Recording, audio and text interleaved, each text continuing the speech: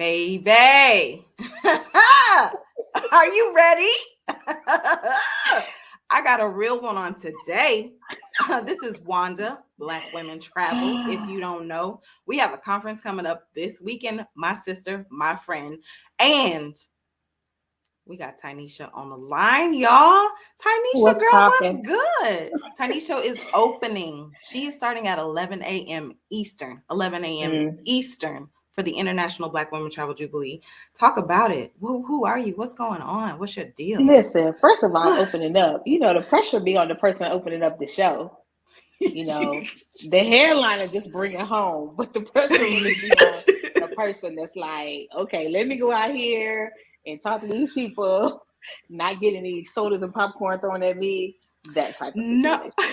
No. Okay, so I am going to take 15 minutes before. So technically we start at 10:45. Technically you're not opening. Okay. I just sent out the email, but yes. Okay. I'm going to talk to the girls. I'm going to let them know what's good. I'm going to get them hype. You need a hype man. I'm a hype woman. Okay. I'll take that. So I'm sorry. Your question was, who are you? What's your whole deal? What's good?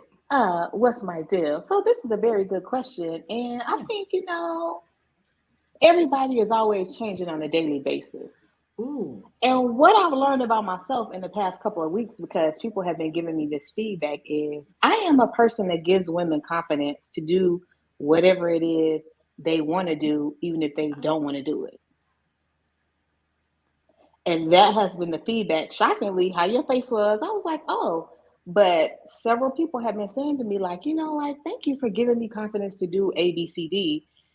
And one of my friends who ended up being one of my coaching clients was like, yo, like, this is what you do. Like, you do so much, but like, this is the thing that really sticks when it comes to me thinking of you. Like, you give women the confidence to really just do it. I was like, oh, thank you. If I were to describe myself, I'm a woman of a lot of different bags, a lot of different tricks, but it all comes back down to wellness. Like, I'm rooted in wellness. I'm rooted in taking care of myself and taking care of myself in a way that I can show up for other people and just be a beacon of hope, a light, saying, yo, sis, like, we over here, you can come with us, and I'm going to show you the way that you can come with us amongst all the stuff you got going on, because we all got issues. Lately, I've been focusing really on boundaries and like talking to people about boundaries and showing up, because I'm a coach, I'm a mindset coach. And so I focus on helping women to shift their mindset to get them in the places they want to be in this instance, whether it's you want to travel, you want to start a business, you just want to figure out life in general. Those are some of the things that I focus on. But I am a coach who has a coach, and I'm in this coaching cohort. And they was in there talking, and they was like, oh, boundaries, da da da da. And the lady was like, well, what are boundaries? And I was like, okay, then, like, it's a great question, because a lot of us have not had experience with knowing what boundaries are, because we were never privy to having the availability to be involved with boundaries, setting boundaries for ourselves. So when we think about women, just for instance, women who are victims of abuse as children, it's like, you were abused by Uncle Johnny. Never were you allowed to not go to Uncle Johnny's house for Thanksgiving, because there was no such thing as boundaries. It's like, oh, we still going to Uncle Johnny's house. You see him, you gotta hug him. You still gotta hug him. Like, you still gotta be around him. And in the meantime, you're sitting there, sick to your stomach. You want to go throw up. Just the thought of even touching that person. And all of this is just eating you up inside, because you were never given the opportunity to practice any boundaries. And this is generational, goes back to white supremacy, of course, and how they didn't give us options to have any choices about the things that we do. So then you have that passed down from generation to generation to generation. Your mama just taught you what she knew. She was doing the best that she could. And she probably didn't, honestly, Mama knew some things, but she did not know enough. She didn't know all the stuff we talking about Exactly. now. Exactly. She didn't know what boundaries were. She didn't know that she had the choice to teach you differently. It was just kind of like, and in a lot of cases, I was molested. I'm fine. I dealt with it. It's fine. You can deal with it. Or not And even, I don't even know that sometimes they put a name to the experiences that they have. They don't talk to us, so like we wouldn't know, right? that part, How they're processing their lives, that or if part, they are that part. And emotionally they unavailable to themselves and us.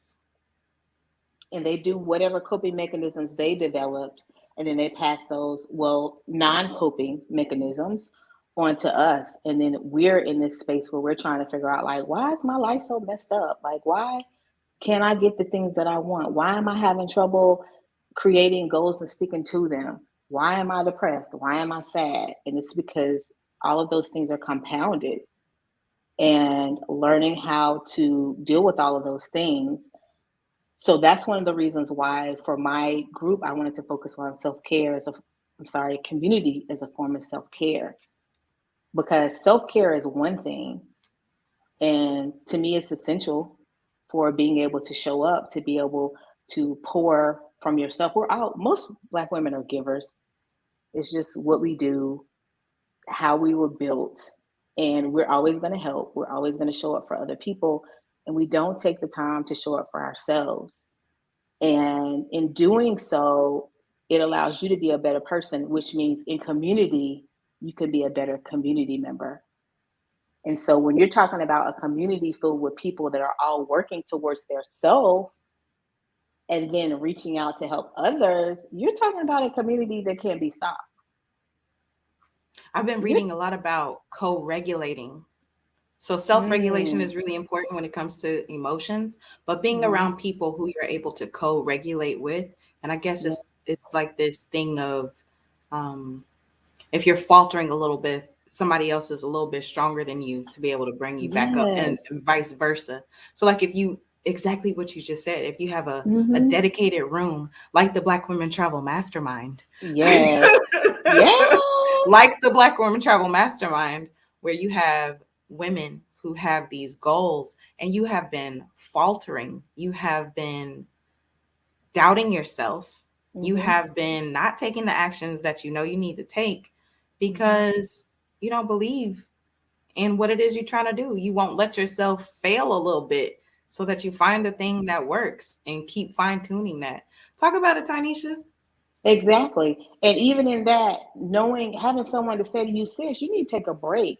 You need to rest because we don't rest enough. When we sit back and you can use yourself for example. If you really sit back and you think about all the things that Wanda has done, all the jobs that Wanda has had, all the people that Wanda has shown up for, you deserve an accolade for every single one of those because every single one of those things got you to where you are today. Mm. But as Black women, what do we do? Oh, yeah, I did that. Now what am I going to do? What's next? What's What's next? next? What's What's next? next? What's next? We're constantly Exactly. on a path of what's next? What's next? What's next? And in me constantly working on myself because I got to work on myself to be able to show up for other people. And so that's the space that I'm in. It's like this last quarter of 2021, I was like, it's going to be about chilling, but Okay. chilling in a When I tell you way, the longest listen, nap. chilling in a way that allows me to create space for me to really dig into what it is I want and what it is that I want to create in 2022. And that doesn't always mean being in action Hmm. because sometimes when we slow down and we're chilling, you already know that's when the downloads happen. That's when spirit be like, okay, girl, this is what I want you to do. This is how you're going to do it. But if you're not in a space of allowing and Receiving. relaxing, none of those messages can come in because you're just like, oh, this is what I'm gonna do, how I'm gonna do it. And you even know, Wanda, because this is one of the things that you and I talked about, like as far as my business was concerned, me wanting to do the logistics of the business, like, oh, I have this coaching business. Oh, I need to create a package. Oh, I need to do this. Oh, I need to do that. And in the process of doing it, I was so overwhelmed. Yeah. Why? Because it wasn't in alignment with who Tinesha is as a person. Yes, I'm a planner. Yes, I like to get things done, but I'm also the type of person that works best when my intuition and my spirit is guiding me. And so in that space, I was trying to force myself into building the business around how I thought it was supposed to be built, based on people on social media, based on other Yeah. people who are coaches, instead of focusing on me. And then when I got still and started listening, that thing morphed into something totally different. I was a natural hairstylist for 18 years, retired for 3 years. And spirit was like, intuition, God was like, yo, we're taking you back over there. We're going back to where it started, because this time is going to be totally different. This will be my third time in the hair care industry, but this is my first time in business by myself. Mm-hmm. The first two times that I had a natural hair salon, I had partners. This time I do not. But also what's different this time is that God told me that this is not a natural hair salon. This is not a coaching business. This is a wellness company. And everything involved in this is going to be based on wellness and how to incorporate wellness into natural hair care. Something we do already, because as Mm-hmm. natural hair care people, we have to go through this thing of talking women through the whole natural hair care journey, especially when they're going from relaxed to natural. But even women who are already natural and they're going through the process of this change with their hair, it's emotional. Mm-hmm. It's traumatic in some cases. Mm-hmm. It even goes back to the thing that we were talking about earlier, where it's generational, Mm-hmm. where you deal with colorism and all of these different issues, and it's also related to Texturism, hair, lengthism. texturism, yes, good hair, bad hair, and all of these different things that we deal with. And so I think ultimately I'm a teacher, and I want to teach women how to really love themselves on a level that's cellular. It's not just topical, it's not just mental, it's not just physical, but it's a cellular kind of love, so that you can understand just how worthy you are. And I really hate this whole thing of where we feel like we got to be worthy, that someone told us or convinced us that we weren't worthy. Like, I really am saddened by that, because we all are. Just by showing up and being born onto this planet, we are worthy. Because do you know what it takes for you to be here? Like, your mama's eggs and your daddy's sperm had to literally align for you to be created. And you had to make it through the American healthcare system for Exactly. for the Americans out there.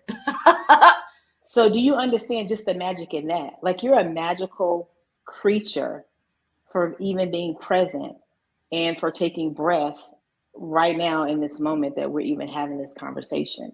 Like, we're all magical. And I think that we take that for granted. We take the fact that we're breathing for granted. We take each moment for granted, because we don't understand just how magical it is.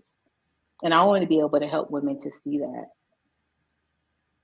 What do you think helped you to see you? That was going to be one of my questions a little bit ago when you were talking about how you want women to be able to see themselves. So in order for women to see themselves, you had to have been able to have seen you. Whew, What did that yeah. look like for you? How did you Yeah. know you were So worthy? And quick point to that is, I don't know that as people haven't told us that we're worthy, I don't think that we were told we were worthy to begin with. And so and I like guess we that's just what I mean. never, we Yeah, never we thought that that was a mhm. thing. Yeah, you're exactly right. And I think that's kind of how what I was trying to get to, is that we don't have examples that we are, so we just automatically don't feel like we are. For me, it was having a nervous breakdown in 2000. I was depressed, I was suicidal, and going through that process is really what helped me to see myself and to change myself. I had no idea anything was wrong with me. Like, growing up, my mom, she went to therapy, she got some help, and she would always say to me, like, oh, you should go to therapy. And I was like, I'm fine.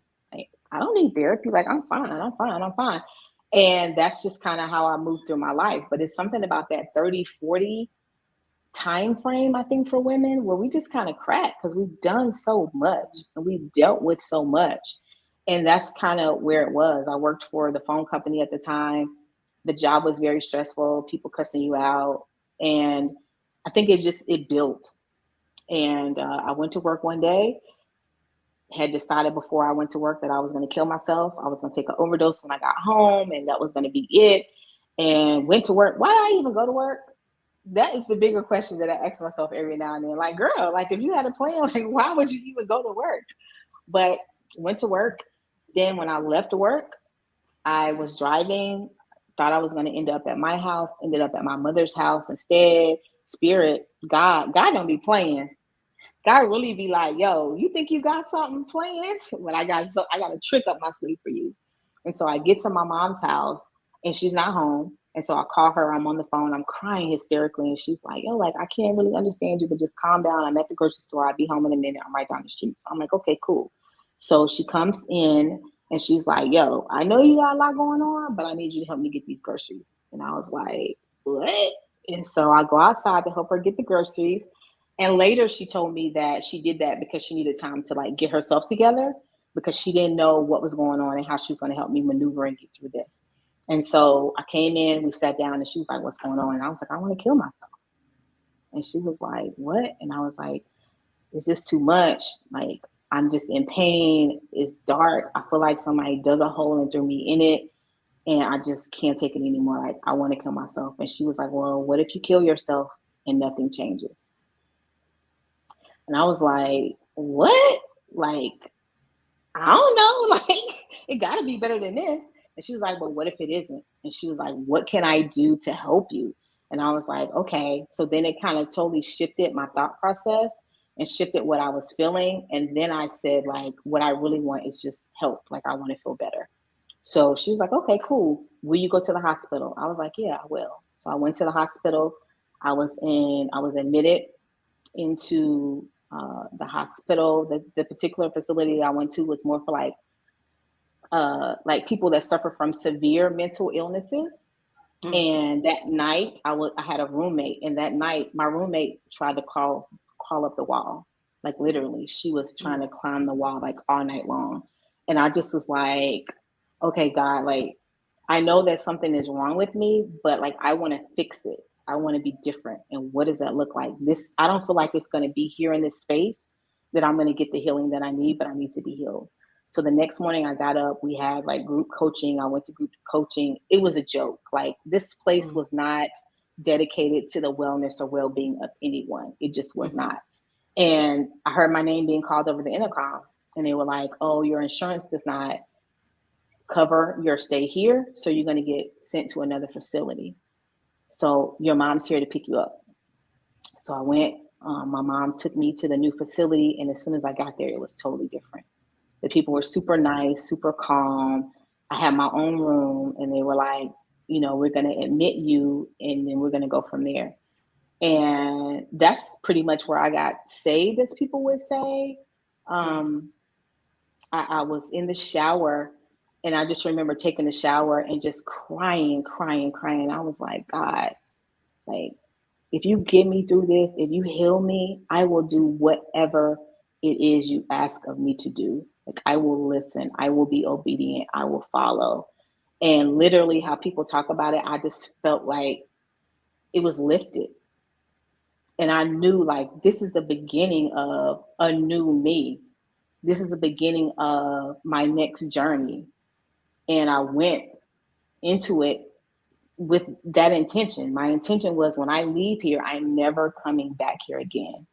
And that's what I did. I worked. So the things that allowed me to see myself, I was on medication because I was severely depressed. And a lot of people are like, I don't want to take medication, but I knew that my brain wasn't functioning in a way that would allow me to get the help that I needed.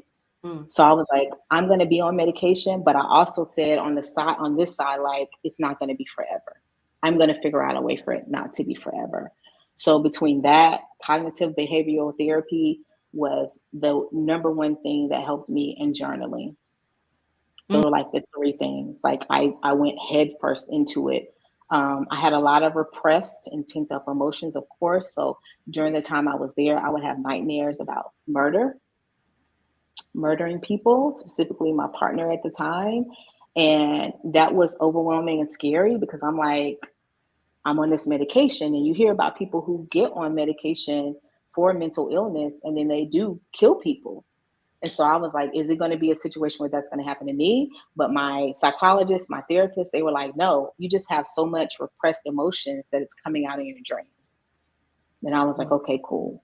So I did the work and I was in there for a long time. Like I was inpatient for probably about 2 weeks. And then once I got outpatient, I was in intensive therapy for probably like 3 or 4 months. Hmm. So it was deep, like it was deep, deep, deep. And it allowed me to really see myself. It allowed me to understand why I was the way that I was. It allowed me to figure out the next steps that I wanted to take. And it's been 21 years and the work has never stopped. Never. I'm on a constant journey. I'm constantly learning. I'm constantly reading. I'm constantly understanding that I am here for a purpose and that I didn't survive that suicide attempt because I was here. I have an assignment. And now I understand the assignment. And I won't leave here until my assignment is accomplished.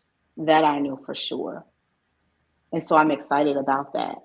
Um, I was listening to Yumi when you interviewed Yumi was it yesterday or the day before? Your day, Girl, don't ask yeah. me.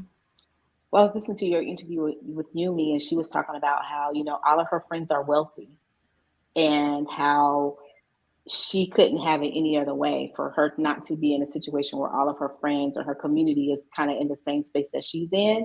And that's how I feel. It's like I'm in this space where I feel good and I know what works for me and I know how I got here, and I want to share it with other people because I want other people to feel good and I want them to know that they deserve to have the happiness that they think is elusive to them, because it's not. It's available for all of us, and we'll get it easier by working together. Woo! Together, together, together.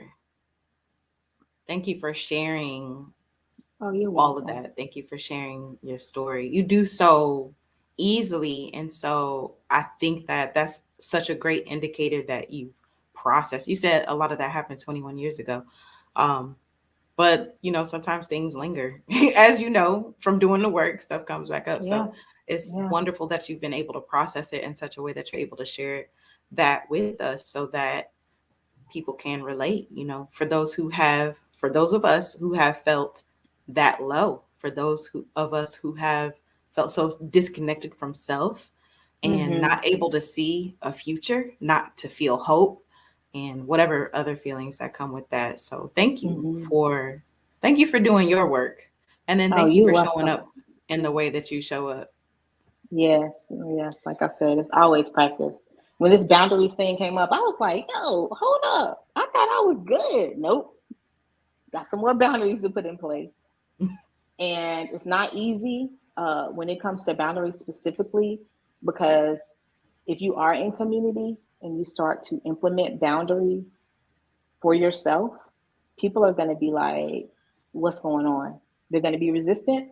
They're going to be angry. They're going to be upset. They're going to be confused, because it's like, yo, you always been the person that's always there for me. I could call you at 2 o'clock in the morning and you're like, okay, girl, I'm on my way. But that's not serving you. That's only serving them.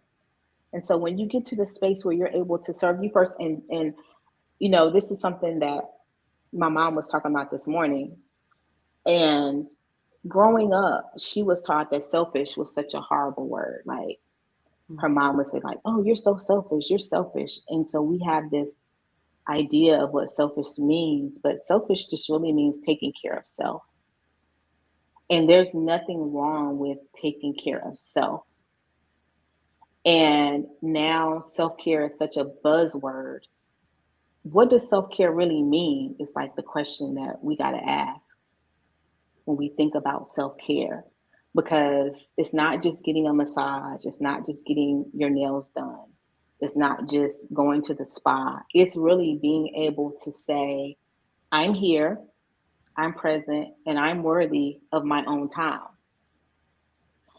And when you think about the abuse that you give to yourself, how we abuse ourselves on top of all the abuse that we get when we're on the outside world. Like, it's phenomenal that we are able to just function, get up out of the bed every day, do the work that we do, because we're constantly beating up on ourselves. And I'm the type of person, I'm gonna be talking to myself all day. I'm gonna get up in the morning, I'm gonna look in the mirror, hey girl, what's up, what's good, what's going on? And throughout the day, they say people that talk to themselves are crazy. I don't care, because I'm talking to myself. If I'm triggered, I'm like, yo, Tinesha, like, that don't feel good. What's going on here? Why are you triggered by that? What's really good? Like, where is that coming from? And I do that constantly. Like, why do I feel this way? Oh, my chest feels tight. Like, what's going on? Like, what just happened? And I try to process it.